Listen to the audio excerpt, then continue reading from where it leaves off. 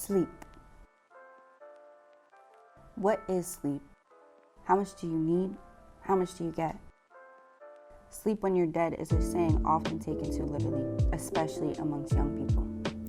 According to the CDC, 35.2% of all people in the U.S. report sleeping on average less than 7 hours a night, and 72.7% of high school students get less than the recommended amount of sleep for their age. Sleep is something often overlooked and undervalued in most people's lives.